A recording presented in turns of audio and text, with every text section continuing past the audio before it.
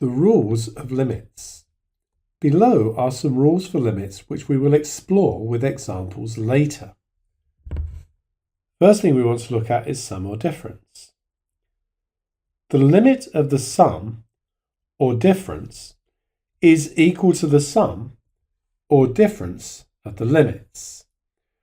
So if we have the limit as x tends to some value of x, x0, for example, x tends to 3, of f of x plus g of x would be equal to the limit as f of x tends to the same value added to the limit of g of x as x tends to the same value. And the same is true for the minus. If it's f of x minus g of x, then it would be the limit of f of x take away the limit of g of x.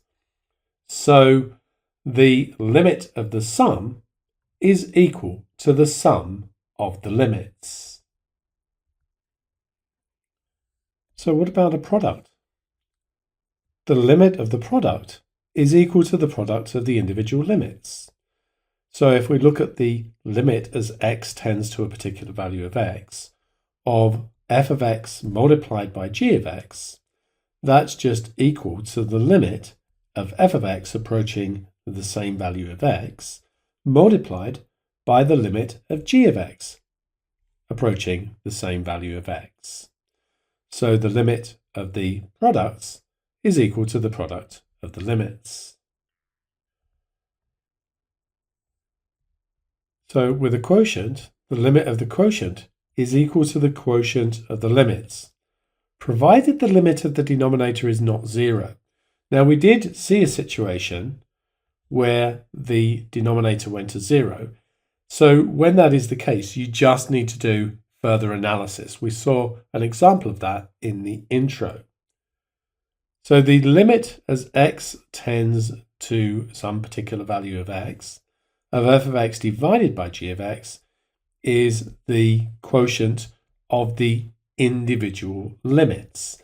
And again, that applies provided that the limit of g of x, which is on the denominator, is not 0. If it is, you need to do some different analysis. And the final one is composition. The limit of the composition is equal to the composition of the limit.